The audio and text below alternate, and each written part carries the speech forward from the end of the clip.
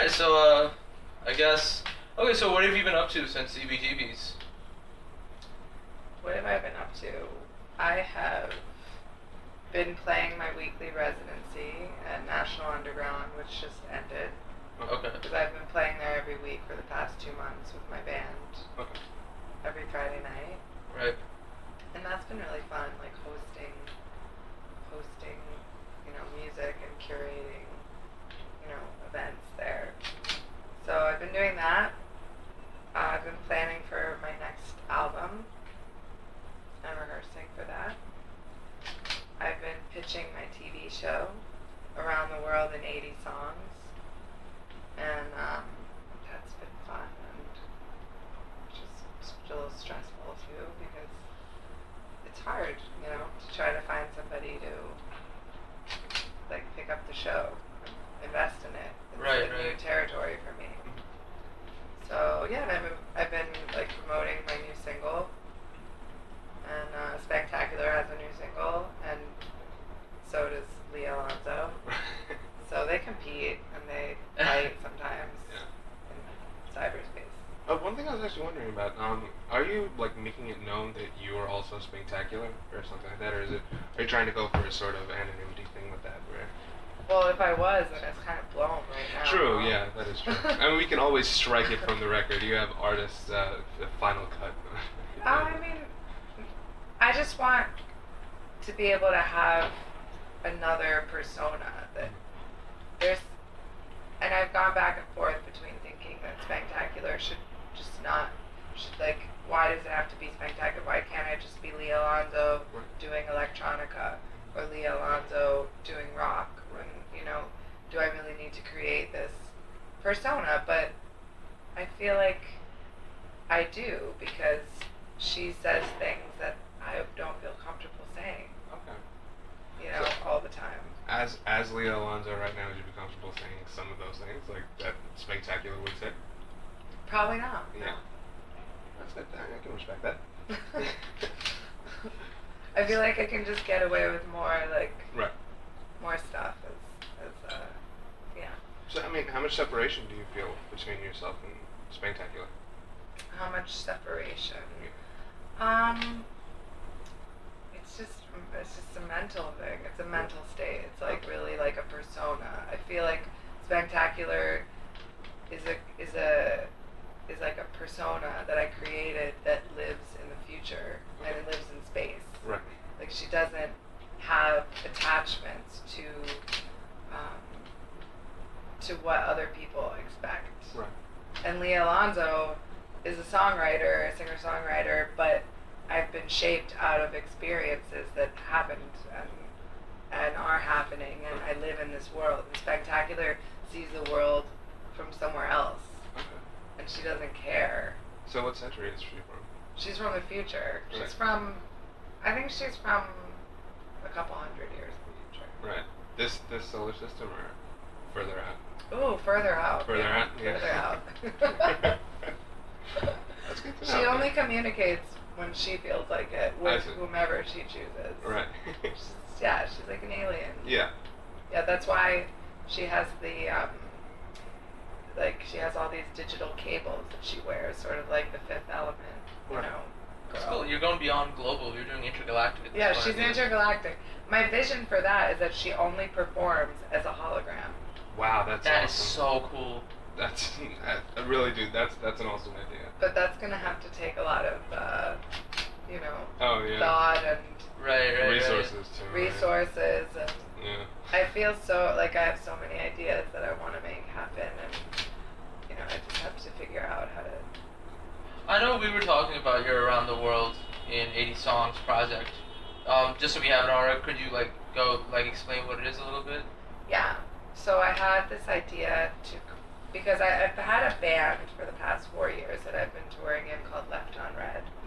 And Left on Red decided after 4 awesome years that we both wanted to explore some other projects. Okay.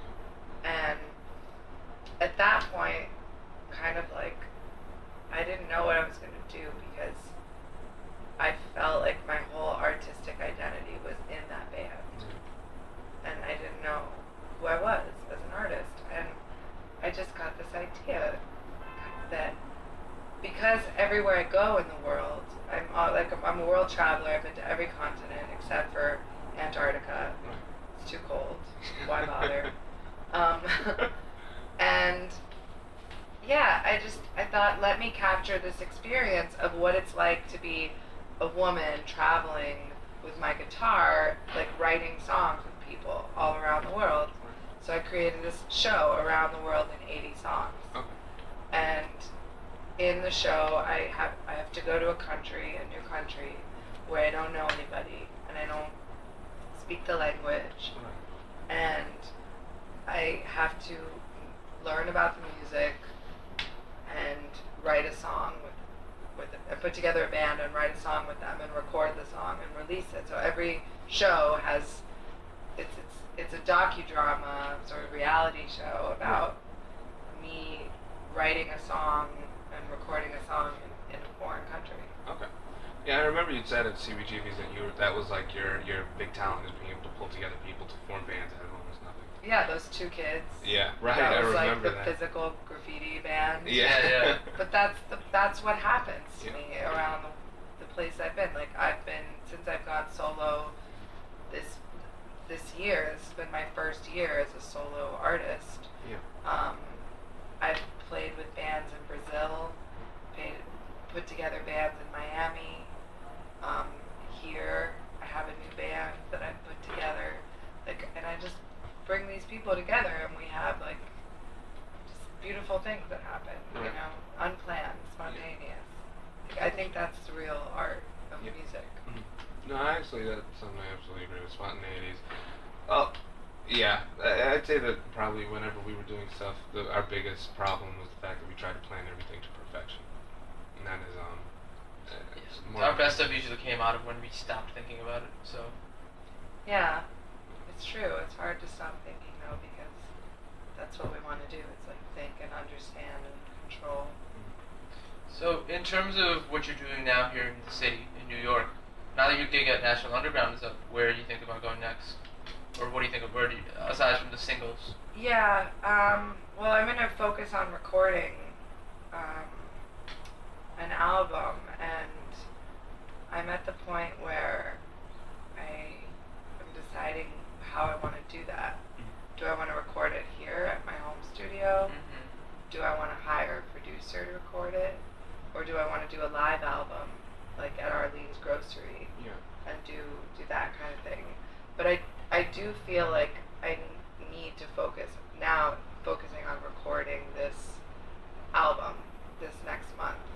Like that's what I'm doing, because I want to have these songs that I have, this body of work that I have from this past year recorded, because in December, I'm leaving to go like around the world in 80 songs. Right. Like it's happening. Right. People are giving me money or not. I'm doing it. Yeah. Like, I'm not gonna wait. Yeah. So I want to record this album before I leave town in December. Right. Absolutely. So the recording process. I mean, I know for a lot of artists, ourselves included, it's incredibly frustrating. And how do you find it for the stuff that you record? I think it's really scary at first, and then I think once you're in it, you're in it. Yeah. And it's fun, and it's inspiring, and you think it's the best shit ever. Yeah. That's my experience. Like, I've worked with I've had the privilege of working with great producers so far, and yeah, I think everyone just, when you're with a team that's all excited about it, it's so awesome. And I do find I'm one of those people that like comes up with a lot of ideas in the studio, which is not always the best, because you spend a lot of time and money that way.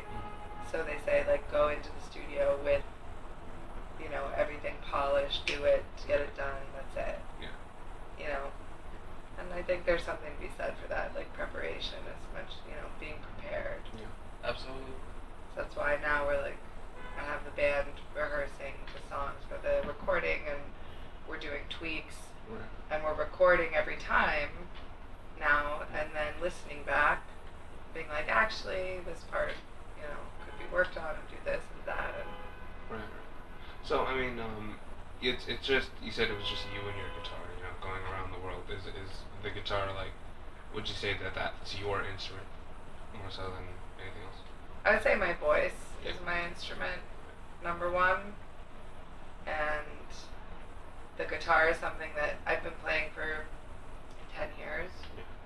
Um, because I didn't, I wanted to be a full musician. Right. I didn't feel like, as a songwriter, I felt like I wanted to express myself fully without having to say to like a guitar player, Right, right. help me, Right. or say to anyone. I want to be independent.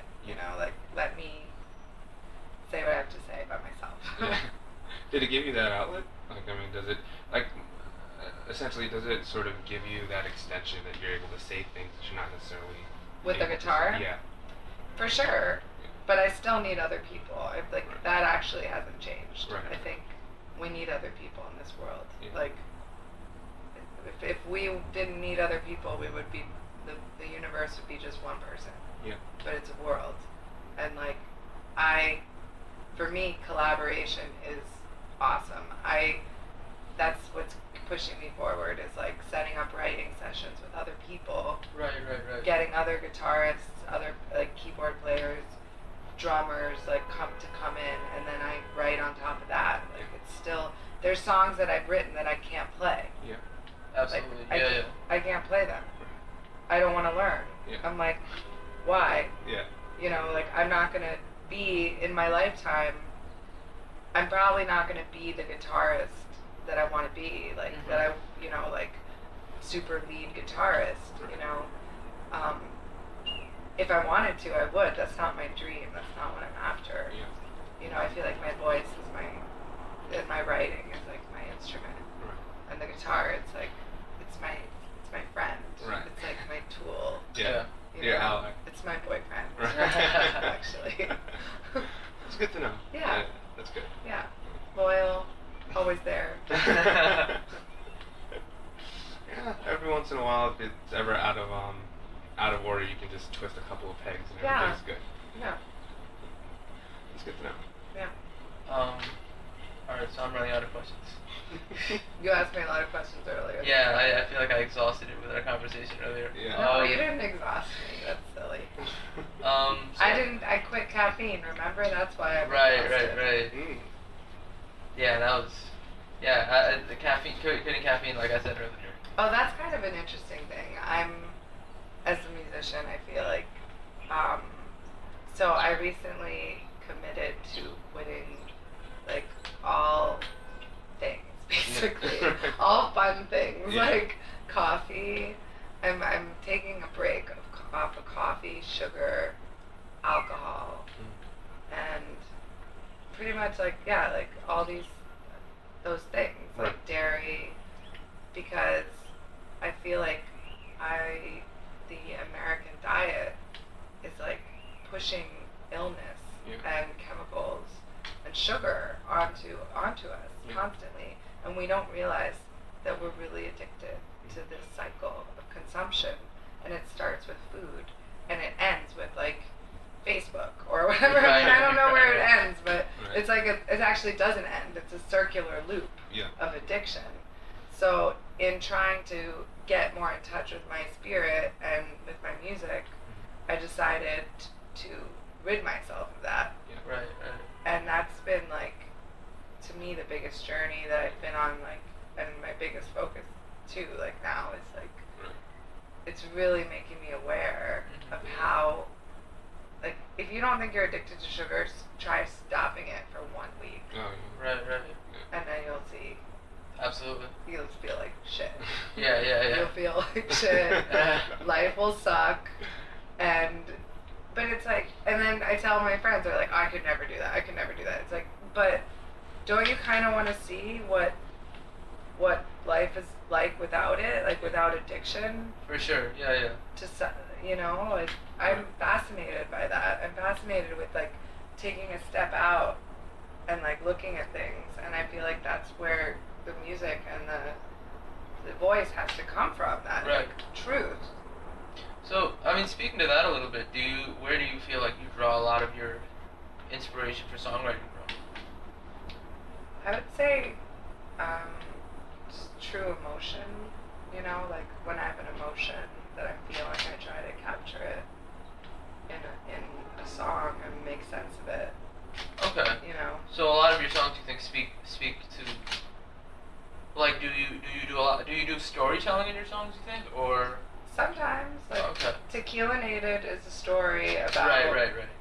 you know, a time when I got drunk on a boat and I was, you know, philandering around with some friends. And it's you know, I'm not against drinking, obviously. Right. But that's a story about a happy time, you know, and I try to, you know, there's like a wide range of emotion and experience in my song.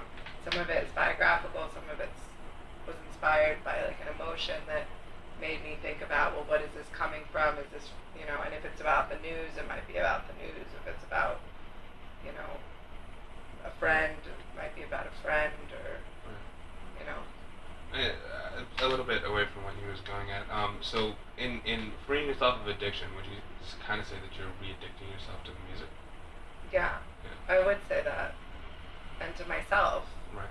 Just like the true connection to myself. That to me is the ultimate goal, is to be authentic. Yeah. You know, whether it's with, I'm also a painter and now a producer of a show, so it's like whatever is authentic and just being authentic in life.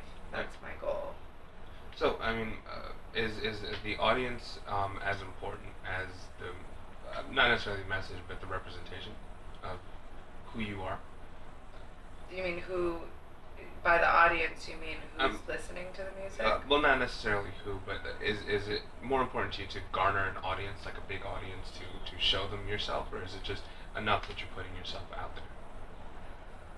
That's something I've thought about, but yeah, I think it's enough to be authentic. Yeah.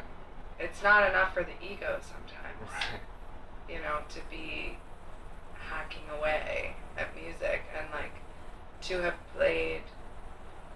I've played in, you know, like I got to play the Newport Folk Festival.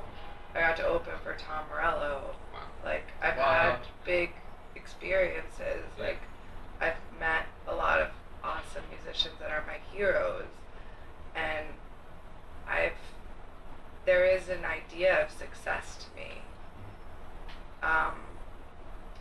and it is at times difficult to not feel like I'm at the success level that I'd like to and reaching the audience that I would like to.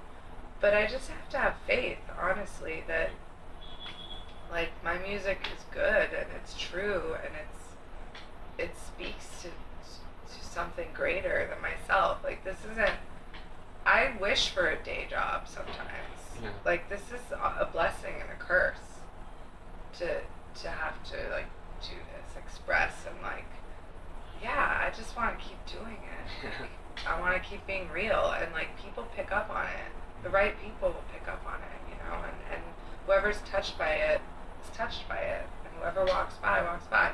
And the best lesson of that I learned is being a subway musician, which I've been for, you know, I did it for like 4 or 5 years. You know, that's like people walk by and don't even listen. They don't even look at you. They look at you like you're a bum. Yeah. People walk by and leave $100 bill. People walk by and leave love notes. People walk by and leave a diamond ring. Like, these are things, a bottle of wine. These are things that have happened to me. You know, like, there's just, in any given day, like, I remember when I was on, like, I'd be touring, I'd play, like, an awesome show where, like, there'd be hundreds of people, and then the next day I'm playing in the fucking subway. It's like, it's okay, you know, it's all a trip. Yeah. It's all part of the crazy ride. A little bit with the busking experience, actually. I spent too much time on the internet, right? So I'm pretty sure you've seen this. Was pretty popular a while back. I forget the name of the violinist, but he was like rated the best violinist in the world. He was playing Joshua Bell. Joshua Bell, there you Yeah. go, right? Yeah, and that whole situation with when he was playing in where was he playing? He was playing in D.C. He was DC, right? Yeah, I know that because everybody sent me that article. Yeah. Like, see, Yeah. you're good. You should keep going. Yeah. No, it's just that is what that reminded me of, because I have ever since we started doing it, right? Doing the actual music, we started noticing buskers a lot more. And I remember there's a guy who got on the E train once, and he played it was beautiful. He played a classical music melody, right? Like I'm sorry, not melody, like a classical music mashup, right? Where he was just going through different, and I mean you could tell that he was going through key changes and things like that. Like he knew his craft. I gave him $5. I mean, that's all I had on me because I'm broke myself. But I gave him $5, and he was astounded. You know, he was like, he looked at me like I was crazy for giving him that much. But I really appreciated what he did, and it was. I lost my iPod a while ago, and to be able to, regardless of context, good music is good music. Yeah. You know, and talent is talent. Yeah. And sometimes it's difficult not to be able to reward that instantly. Yeah. Because recognition is something that is a little bit, and actually this sort of leads me to my next question. Recognition is a little bit difficult to garner because it doesn't always go to the right people. And what I sort of want to ask is, do you ever think the idea of success conflicts with your images, or yourself really, with The your idea of self? success? Yeah. Well, I don't know, because I feel like I'm not, I feel like I'm already successful in the way that I haven't had to have any other job but music for the past 5 years. Yeah. Like, I was working on my band full time when Left on Red was happening, and since this last year transition, I've just been like fortunate enough to get to play music, and to write music and think about what I want to do. Yeah. So I feel successful because, like, what's success? You get to do what you want. I mean, hopefully, like, my plan is to continue to succeed on a higher level, I guess, just to continue to evolve and financially make more money and, play better venues. And Right. I don't think that competes with what I'm doing, because I'm still going to do it in the same way. Like, I'm still going to, like, I can't just take a pill and, like, next day I'm going to, do you have a pill? No, actually, believe it or not, I left my pills on, but I loaded up. I loaded up internally. You loaded up before on I left. success Yeah, pills? exactly. Yeah, no, I don't think it competes with what I'm doing, because I'm not going to change my style to suit Yeah. what I think would be successful, because then I'd probably be wrong anyway. Yeah. Yeah, Like, the only reason that I ask is because when we were going through, I mean, we had delusions of becoming the biggest band in the world. I don't think they were delusions. They were. I still don't think they were delusions. I had delusions. Shamim had a dream, but yeah, we at the time we were going through, and our singer pretty much it was more Miles than anybody else to try to direct the whole image consciousness of the band, right? I guess, yeah, he was really obsessed with the image of it. Yeah, that putting out the right thing, and in fact, I guess he and back then, and he does that a lot too. He's really concerned about the type of music that he's making, reaching the audience. Like he got into Moombahton a lot because well, no, he really felt Moombahton. Right. The stuff he was doing as Heat Machi. That was more, yeah, so he simplified his sound a lot because he thought that was what the listener wanted, essentially. So he simplified his sound and he manufactured it a lot more to fit a certain type of genre. Yeah. And that's sort of what I wanted to really ask is, like, is it like a listener-oriented approach ever? Like, does that ever come? Right. Yeah. So into how much? conflict? Yeah. So how much does the listener play into your songwriting process, rather, or when you're trying to conceptualize music? Do you have the audience in mind, or do you have the listener in mind, or is it more so an expressive thing for you? well, I want people to understand. Like, usually, the writing process is a few phases. Mm-hmm. There's the cathartic phase 1, Right. catharsis. Just stream of consciousness, getting it out there.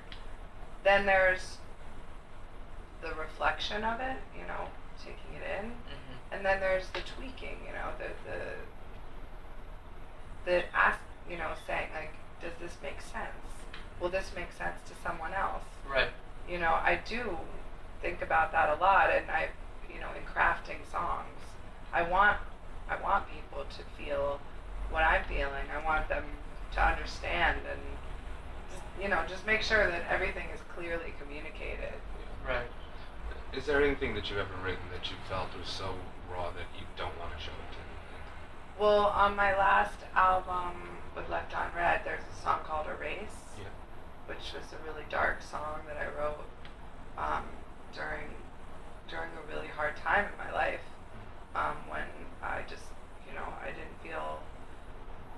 I felt really like life wasn't valuable, and I didn't see it, the value of my life, and I wrote that song out of that time, and it's one of the only songs I have on the piano, and I was playing it when the band came over to rehearse for the record, the studio musicians, and this guy Joe Goretti, who he's like Moby's drummer, and he was like, oh, why wasn't that on the tracks that I got? And I'm like, well, that's just, you know, it's just that's just like, whatever. Right. Let's not even talk about that. And he's like, no, that needs to be on the album. And he actually was like pretty adamant about it. Right. And I was like, well, okay. And so we added it. You know, I thought, well, if it's touching Joe and everyone else is like really moved by it, I'm like, okay, well, maybe I don't know like what touches people. Right. You know, sometimes you just don't know. Like, it's bigger than you. It's bigger than me. It's bigger than everything. Yeah. But the thing is, that's why, getting back to that true emotion, like, if the song is written from a truth, like that raw place, you know, that the tears, the anger, the joy, like, it comes through the audience. Yeah. It just does. Yeah. And it garners the attention. Yeah. And that song, Erase, that's one that I didn't want to share. Right. And it's very vulnerable, but Are you glad that you did? I'm really glad that I did. Yeah. And I want to write more and more songs that are like that. Right. Yeah, I just want to be uncomfortable all the time. That's pretty much our lives. That's what just going Putting- from one uncomfortable situation Yeah. to Well, the actually, that's not necessarily like completely a joke either. I mean, we've sort of decided to put ourselves at. Plus with my prostate problem. I mean, Right, like, you're Are because you comfortable now, though? I'm getting there. I'm getting there. But the prostate is just too big. We took a little bit more about us. We took about 2 years off from school, where we went into sort of social isolation, and we just pretty much spent time with each other because we are attached to the hips in ways that we haven't even begun to understand. But we took about 2 years in social isolation, and coming back out of that, it's kind of the hardest thing in the world to understand how to relate to people again. Yeah. Because we turned, you know, the eye inwards a lot at the time, and we really understood who we were as people and what we wanted out of life and things like that. And coming back to, you know, turning that outward was actually incredibly difficult for us to do. And we found that every single situation we went into that was a social situation was intensely uncomfortable in a way it had never been before we really isolated ourselves. Yeah, I mean, there's this wall of like pretense that people have when meeting other people that we don't really have anymore because we spent all this time trying to figure ourselves out, and to an extent we've had to rebuild it just to get along with people and to be able to fit ourselves into different social situations. But at the same time, we've realized now how hard it is for people to be opened with other people. Which is something that we didn't really think about before, but it strikes us now because and we never really realized we were doing as well. Yeah, absolutely. That you didn't want to be open. Yeah.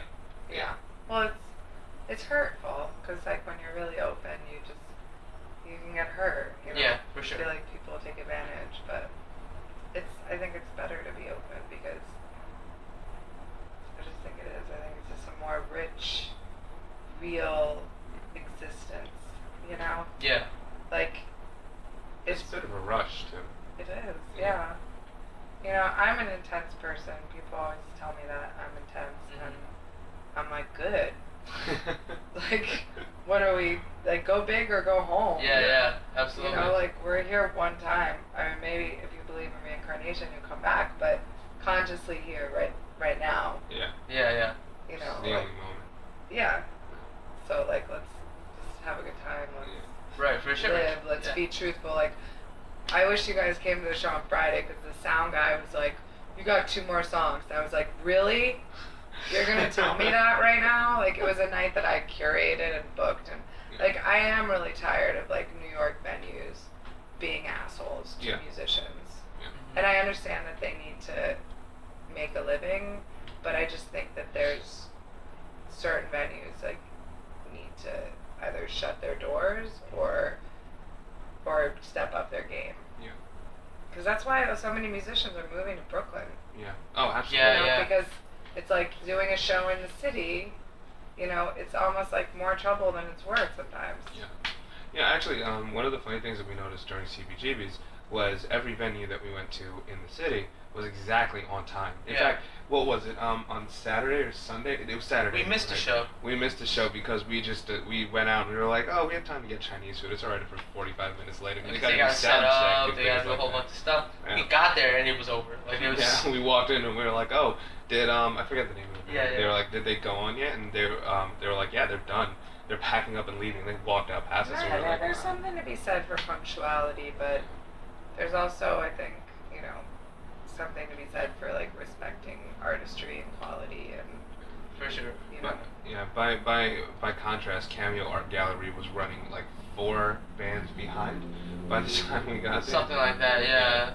They pushed a couple. I mean, the whole thing was ridiculous. Like, they pushed bands to different days and so on and so forth. But No, it was awesome. We caught some people. It was great, yeah. You got to meet people you and we saw. Who did we see at the Bowery Electric? Arlo Lindsay. Yeah. We saw Arlo Lindsay there, Mhm. and that was incredible. Yeah. That was next level. Yeah, because we definitely went and we were coming for the band that was before him. We were coming for St. Rich. Yeah, we were coming And for St. then Rich. we missed them. We missed St. Rich like 3 times. We tried to catch them on like every day. Yeah. Because we heard that they were great. We heard Yeah. from different people that we saw at the festival that they were great. And we tried to catch them 3 different times, and we saw 3 different acts. Because of that. Yeah. We were glad for it though. So speaking of the music scene in New York a little bit, you've been here for a while. The consensus is, I feel like, to a lot of musicians that we've spoken to, that it's very tough breaking into the New York music scene, and it's not necessarily a welcoming scene.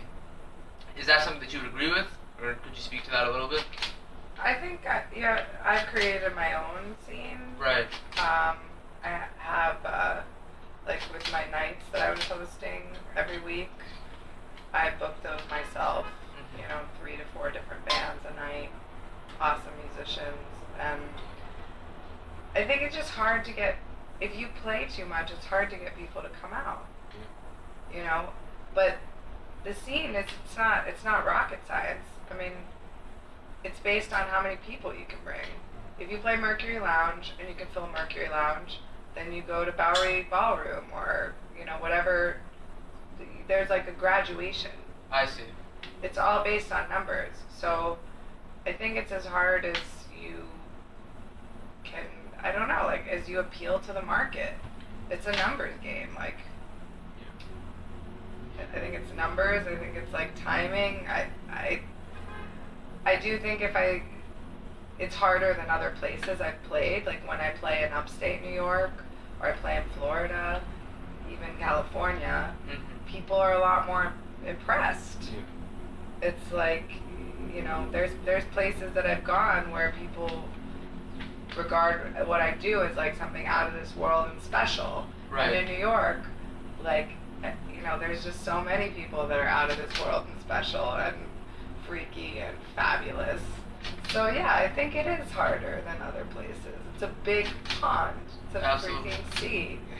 You know, like, but, you know, I feel blessed that I've made a living here. The subway's been good to me. Right. Corporate events have been good to me. Songwriting has been good to me. Like, you know, it's like, one day, yeah, I'd love to play, you know, I don't even know like what venue I'd want to play in New York. Like if I could play any venue, I played City Winery. I love that venue.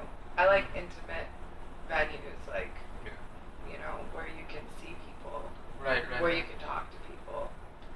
You know, I like people. I love people. So I think in terms of like meeting some of the best musicians, some of the best people in New York is fucking awesome. Yeah. So it's a great place. And I have this studio, people come over, we jam. That's a scene. Yeah, for sure. You know, like creating your own scene, this is the place to create your own scene, your own reality. Actually, I'm glad you brought up favorites. What do you think is your favorite set that you ever played? My favorite set that Yeah. I've That played ever in my life? Yeah, in your entire life. My entire life.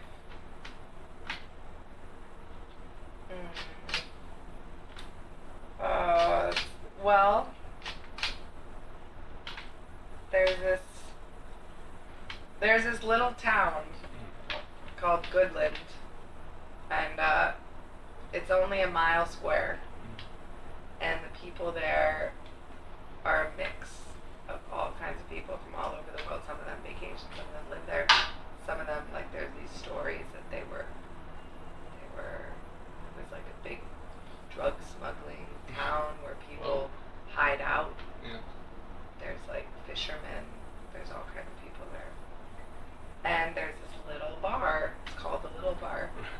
And I had been there the year before and promised them because they were just, the place got packed when we went to play there. The place was just completely packed, you couldn't move. And the crowd was just amazing, like, and it's a small room. Yeah. But people, you know, they just were listening to every word and they were so into it and so appreciative, you know, and they just like they like knew the songs, you know, and everything. And I promised them when we got back there, I would write them a song. Yeah. And then the next year, I realized that a whole year had passed and I hadn't written a song. And it was like the day of the show. I was in Florida on this little island again. And I'm like, I didn't write the song. And I had like 3 hours before the show. So I wrote the song, Taking It Slow in Goodland. And then I played the song at the show. And people just freaked out. They never had a song written about them or, you know, their town, or maybe they had, but they definitely were singing along by the last chorus. Right. And that I could write a song where people were like knowing the song by the end. That was really cool, and that people just loved it, and it just made them so happy. I played the song, I think we played the song like, actually like, we ended up playing it 3 times that night. Like, wow. Because it was like one of those shows where we had like a couple sets. Yeah. So we played it like every set, or 3 sets or something. We played it every set. Yeah. And people kept like shouting it, you know, Taking It Slow in Goodland. And now it's a song that I play like, Taking It Slow in New York, Taking It Slow in Telluride, Taking It Slow at Cornfest. Right. Because it's this idea, you know, that the chorus is, I love the nights you can't remember with the friends you can't forget. I remember when you played it at National Underground. Yeah. Yeah. It's just a song that, like, that idea we can all relate to. Like, being out, For sure, drinking, like, you're with the people you love, you're having a good time, and the night ends, and you're like, where did the time go? Yeah. Like, I want it back, you know? Yeah. And just, like, capturing it in that moment, and, like, being like, live it now. It's right here. Yeah. Because tomorrow's tomorrow. Like, live it right now. Like, love it right now. Yeah. Just express it right now. You know, don't wait till tomorrow. You know. So that's like one of my favorite shows for sure. Even though it's like not a show of like, I've definitely played more shows with cachet and like. Right. But that to me was like a real moment. You know, it was a real moment. It sounds like that would have been. I think that's a good choice. Yeah. Say Goodland. Yeah. They'll welcome me back too. They'll have me back if I say Goodland. Although they'll be mad that I talked about them and revealed their secret identity. as a fantastic audience. As a fantastic place. As a fantastic They don't want place. to spoil it. You know, like they don't want foreigners coming in and just, Right. Makes sense. just oogling and ogling, and we don't want that. So I know you had somewhere to be at 12. Oh, I sent a message, but did you? No. It's up to you. You don't want to impose. No, I mean, do you want to know anything else? I think we covered a lot of stuff. I mean, if you're still around though, and you ever want to talk again, we're absolutely open to that. Yeah. If you have a show coming up that maybe you want us to cover, be there. Yeah, my next show I don't have booked yet because I ended my residency at National. Right. And a recording motion for the next. But I think I'll be doing something in the end of November or early December. Right. Probably the Arlene's Grocery or Pianos or something. Yeah. Awesome. Okay, so That'll be really fun. before we shut off the recording, you have 2 singles out, one as Liah Alonso and one as Spectacular. Yeah, I Um, would say look at Fake Sugar and Around the World in 80 Songs. It's like Spectacular. Her song's not on iTunes yet, right. so but, And I mean you could check her out. you're putting together your album right now. Yeah, Do you have any idea when you think it's going to be out? Or in the new year, early year? next year. Very cool.